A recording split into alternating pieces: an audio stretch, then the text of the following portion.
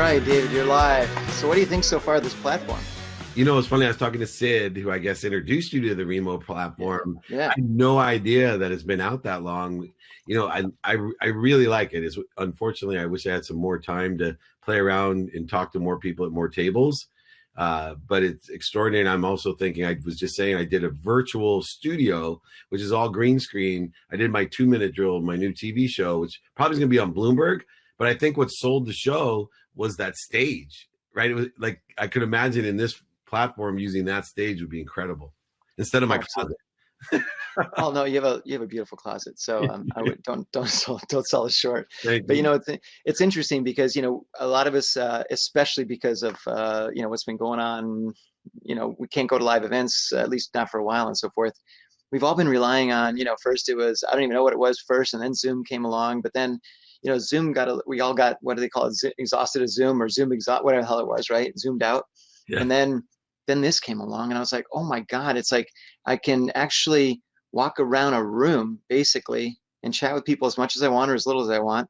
I can share with them information as if I was standing next to them. And then I can sit and watch a presentation. And then after presentation, I can meet the panelists, meet the whatever it is. So as one of the attendees is here today, I won't say who it is, but he played in the NFL for a little bit. He said, Mark, this is even better than a live event. And I think I wasn't quite sure about that, because a live event, you can kind of have drinks. I'll tell you why, if he's an NFL star, since we didn't use his name, what he probably likes about it is being able to walk away and just be like, oops, sorry.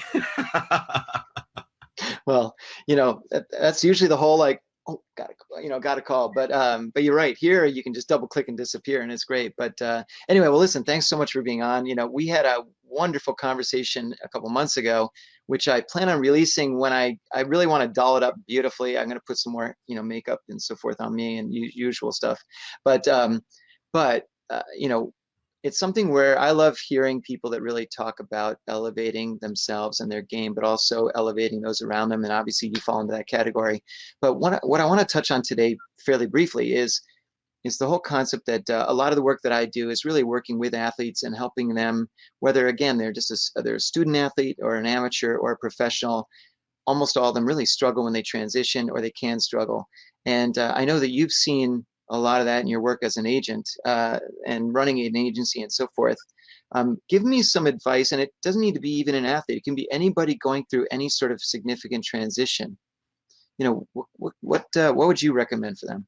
So what I am recommending, and especially applies to athletes in transition, is don't discount your capabilities, right? I think people look at the extra and the external things instead of looking at the capabilities. If you are an extraordinary athlete of any kind, high school, college, professional athlete especially, you have extraordinary capabilities. You have extraordinary skills. And don't just take on the skills of what the outcomes were, meaning, oh, I'm a great running back. No. In order to become Marshall Faulk, right, you have all of these skills that were required to become the greatest running back. Being a greatest running back is an outcome. It's not a skill. So I tell everybody, get focused in on what you do have, your superpowers, your skills, your knowledge, not only of what you've learned, but who you know. That's part of my knowledge equation of who you know, because of course, asking how you can be of service is one thing, but asking, do you know anyone that can help me, is a whole nother. And then finally,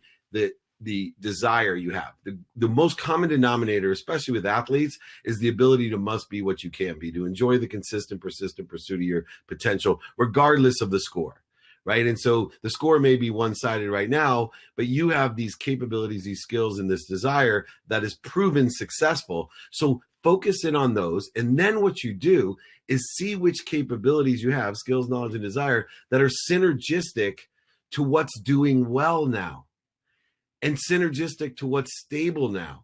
And if you are an entrepreneur and like to look towards the future and to prospect a little gambling in you, then go ahead, utilize and see what synergistic and supplementary capabilities you have to what is going to swing back the other way. I know a few areas that are going to swing back. One is sports gambling, right? Events. I promise you, these are two very old, secure, stable businesses that are only affected strictly because of some business being affected because of the acceleration of technology.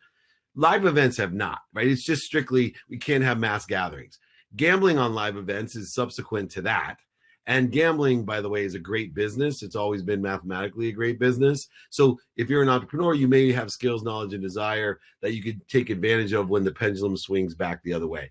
So focus in on your capabilities, align it what's doing well, what's not doing well with a great swing, and what's stable. You can find these companies simply in the stock market. Go look at what companies have gone way up, what companies have stayed the same, and what companies have got crushed. And if you don't know where to find those, look in the stock market. You'll find plenty of opportunity. With great change comes great opportunity.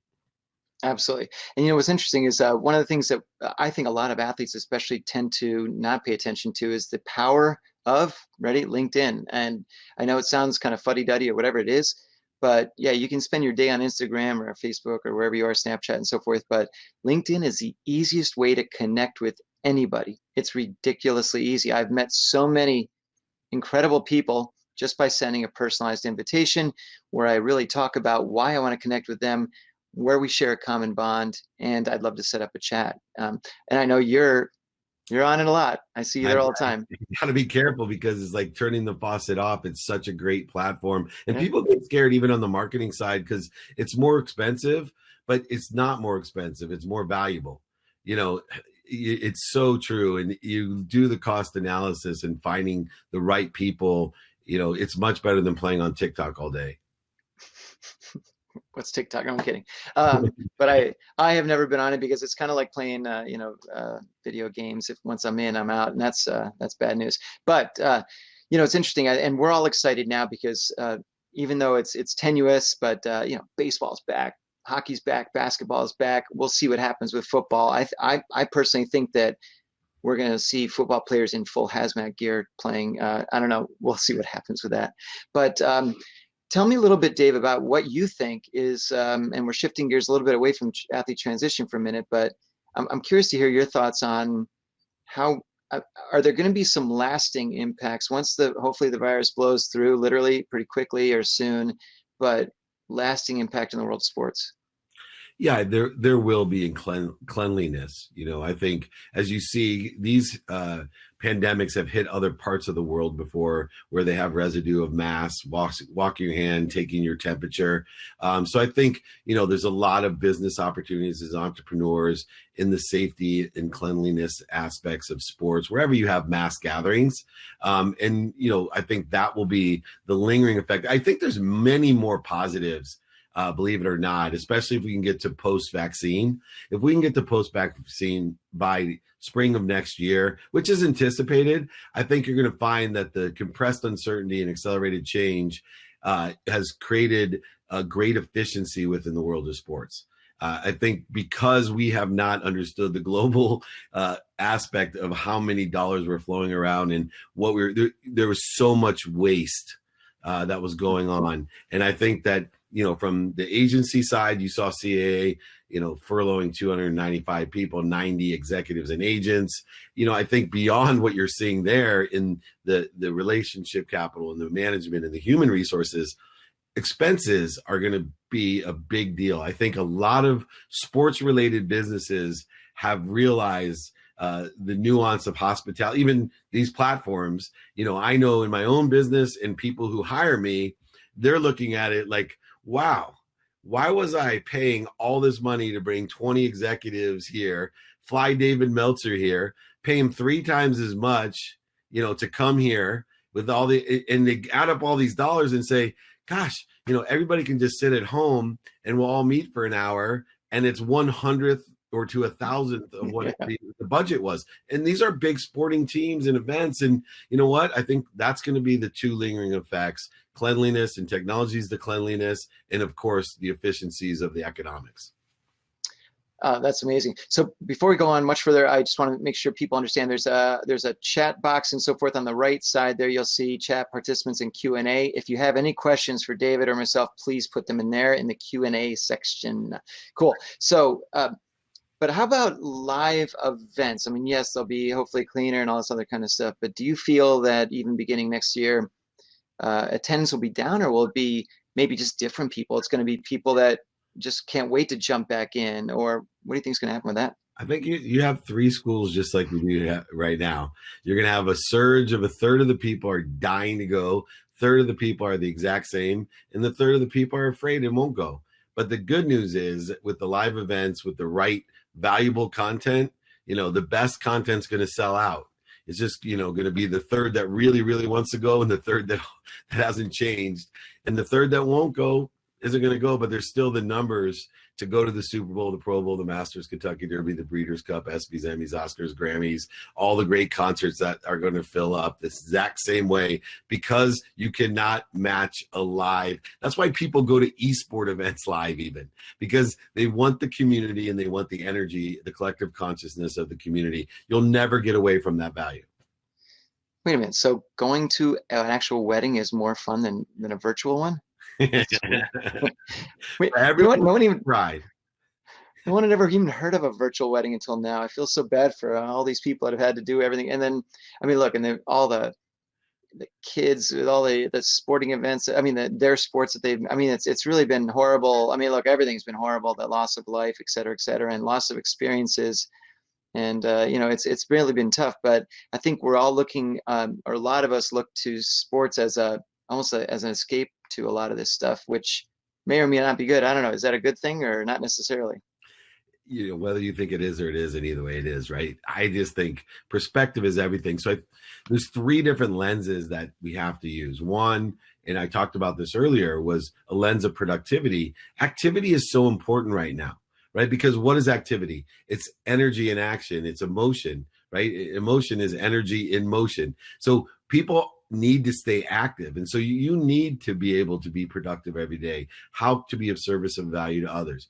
Two, the lens of accessibility, and being accessible to others as well as accessing what you want is more difficult now. And so we need to work at that with the lens of accessibility, that bifocal. But most importantly is the lens of gratitude. There's so much, like you said, from the deaths to the hospitals being full, to people getting sick, to the unemployment rate, to the polarization politically that's occurring, as well as socioeconomically and racially in the country. All of these things are awful things, but I'll tell you, they all can be cured with the lens of gratitude, right? If we now use a lens of gratitude to look for the light, right? Look for the lessons, look for that energy within everything we do. And I use those three lenses every day. And I find that it's a huge opportunity. I call it the margins of millionaires right now, smiling through struggle, using productivity, accessibility, and gratitude as the lenses in order to be happy, or in other words, to get what you want. It allows us to find, number one, what our inventory of our values are, what we want, and be able to ask people who already have what we want or know how to get it to give it to us. And that's the fastest and simplest way. And believe it or not, this pause, this time of uncertainty that causes us to pause, allows us, number one, to take inventory, two, to think about what we want, and three, to ask for it. And sometimes we get so busy working, we forget to make money. This is a great time to figure out how we're going to make money. I think I need to ask you about that, but we'll do that some other time. So look, one of the things that what Jed Collins wanted to ask, and he's Jed's a super guy.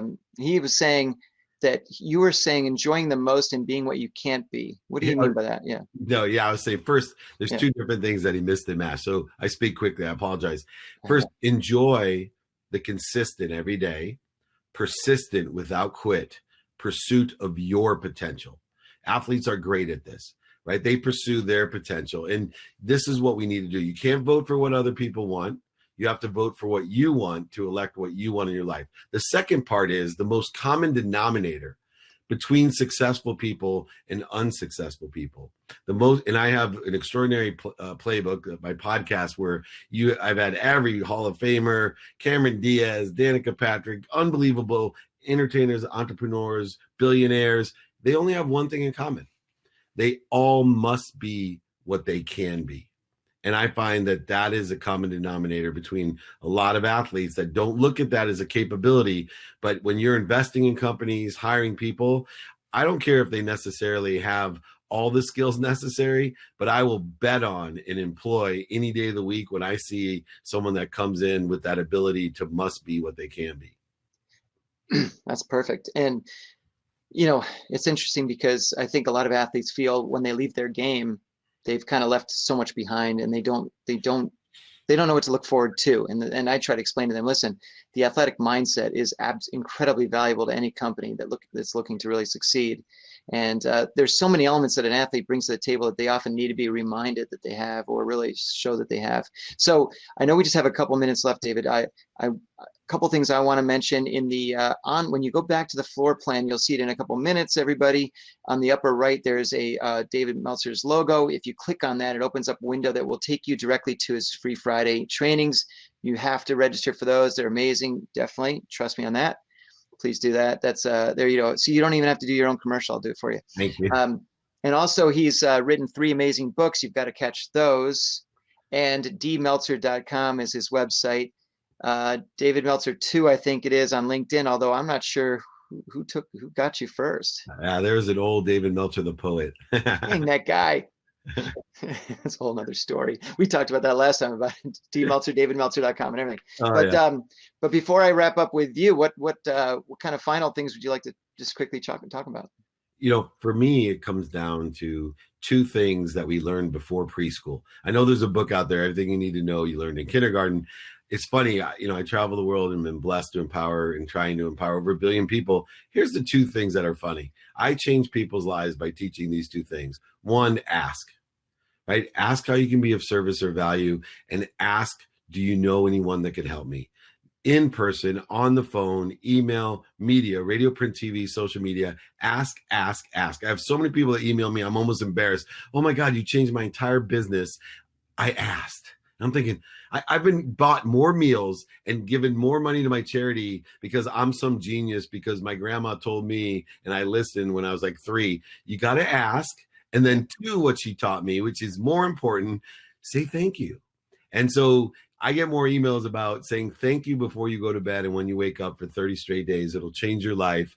It'll allow you to be kind to your future self and do more good deeds, which is a simple formula to happiness. I really appreciate everyone's opportunity. Please email me directly. I put my name above, david@dmeltzer.com. You can text me 949-298-2905. But I'm here to be of service. I love this group. Mark, what a pleasure. As you know, I would stay longer, but being in the rules of accessibility, I have a 5:20 rule, 5-minute phone calls, 20-minute meetings and interviews. So thank you so much for your time. Thank you so much. We'll talk soon. All right, David. And you got it anytime. All right. All the best. Thank you. Look forward to hearing from you. Come tomorrow, 11 a.m. Pacific. That's right. Info on the right. See you.